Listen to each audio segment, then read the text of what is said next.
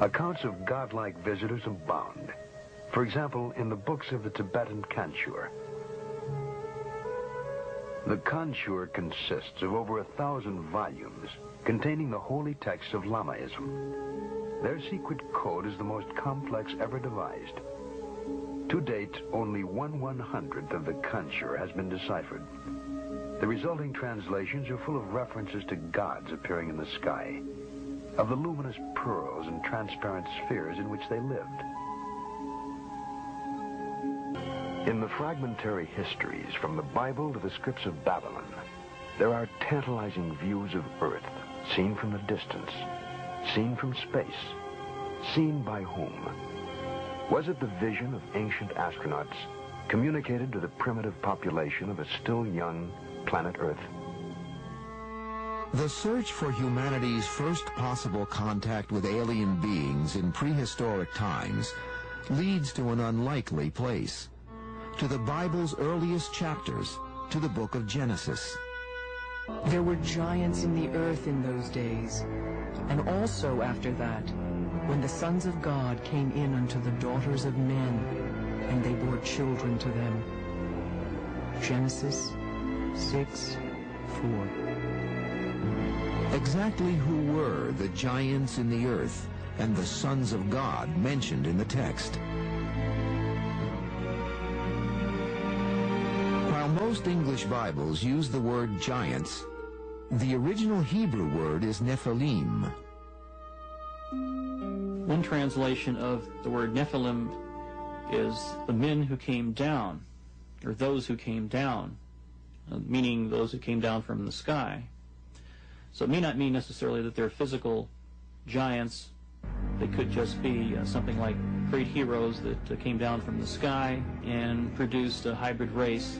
We're dealing with an issue that I think has potential for being highly controversial, because after all, if you say that Jehovah is an ET, then that changes the basis of Judaism and Christianity in a very fundamental way.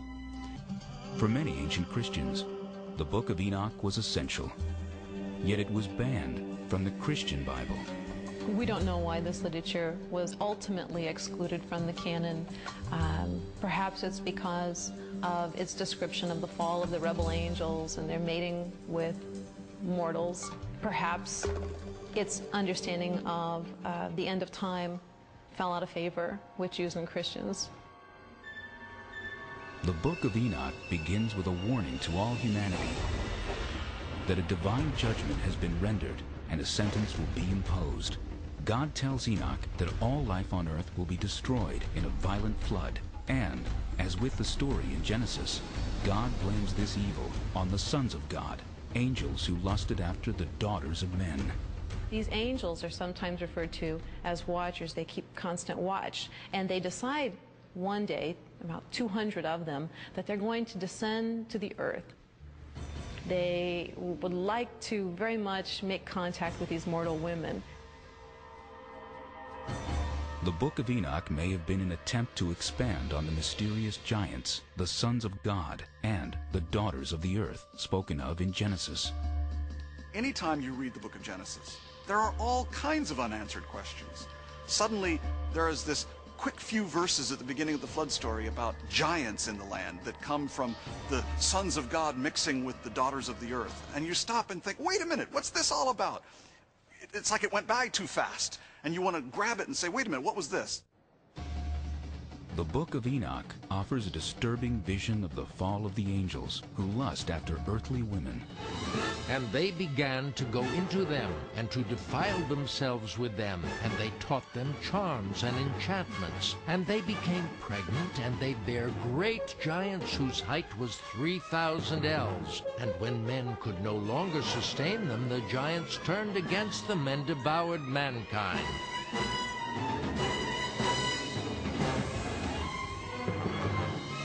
That these angels have crossed over this boundary that they shouldn't have. When they decided to descend upon earth, this unleashed upon the earth all sorts of problems. Not only these giants who are bloodthirsty and violent, but also these angels went on to teach humankind a variety of forbidden crafts. They also taught human beings how to make weapons of war. Now, the good angels the ones not tempted by these beautiful women, go to God and say, you know, there's a lot of bloodshed caused by these bad angels. The Maya and Incas of South America believed a race of giants existed on Earth before the Great Flood. So did many other ancient civilizations. Some took them for gods, others left likenesses of them in stone or wrote about them in their histories. As long as 6,000 years ago, another remarkable civilization evolved. Its people were the Sumerians, who had an extraordinarily advanced culture. Their list of first just almost sounds like a whole list of our whole society. They had the first bicameral Congress, they had the first writing, they had the first school systems, and you know, you just go on and on and on. So you have to ask, well, where did all this come from? And I think that you need to turn to the ancient Sumerians themselves and listen very carefully to what they have to say, because what they have to say, not just in one place, but over and over and over again, is that they were taught civilization by these beings that came from the heavens to the earth. The Sumerians wrote down their history on clay tablets like these, which lay ignored in a Berlin museum for half a century. Few people have been able to decipher this ancient language, but one of them is Zechariah Sitchin. The writings and the pictorial evidence left behind by the Sumerians going back 6,000 years speak and depict people who came from another planet called Nibiru, and many of the depictions show them much bigger, at least by a third, perhaps more than the average human being, so they were giants. This Sumerian cylinder seal from a Berlin museum is astonishing for several reasons. First, it depicts our solar system with the sun at the center and the planets arrayed around it, a fact not known to European science till around 300 years ago. And amazingly, there's another planet, which the Sumerians called Nibiru, and believed that it was from where the Anunnaki, or celestial giants, came from. He is about 10 feet tall, a giant, one of those who from heaven to earth came. Looking for signs of extraterrestrial life, astronomers have searched deeper and deeper into the universe.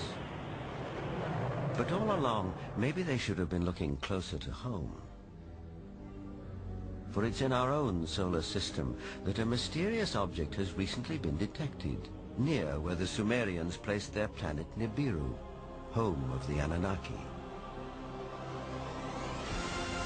For the believers, this is convincing evidence that the celestial giants are real.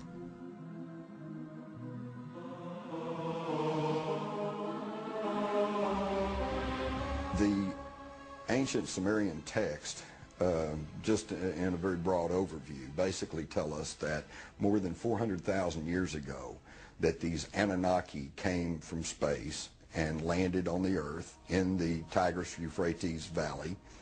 They began to set up a colony that they called Eden. According to Genesis, Eden, or Eden, is where Adam was created from dust and Eve from one of his ribs. Others, however, have a more high-tech version of how human life began. In time, needing manpower, needing workers, jumped the gun on evolution using genetic engineering. And they produced a hybrid. Legend has it that when the Anunnaki came back after several thousand years to see how their genetic handiwork had turned out, they found the Earth females irresistibly attractive. That's us? That's us. Basically, the Anunnaki said in their writings that the Sumerians left behind, we shall make the Adamu. They called their slave servant Adamu plural, which comes down to us in the Bible as the Adam. We shall make the Adamu in our own image, after our own likeness, word for word in the Bible, and they did that. So no, wait a minute. we look like... that we, the modern race of people, were genetically engineered by this superhuman race of aliens that came from other planets. And that we look like them. In the cylinder seals that we have, the 5,000 or so cylinder seals that we have out of the Sumerian culture, depicting gods and humans on the same cylinder seal at the same time, they always look the same. How did we lose 2 chromosomes? All primates have 48 chromosomes. We have 46. That is an awful lot of DNA. Where did it? If you read the Sumerian texts, the Anunnaki flourished from around 400,000 years ago, and by the way, they called where they lived in the Tigris-Euphrates Valley, the Eden. That was their word for where they lived. We've heard Adam, we've heard Eden. Well, it turns out that a lot of the Old Testament is an attempt to rewrite the Sumerian epics of creation because they were considered to be the guys with the word. I have to break here.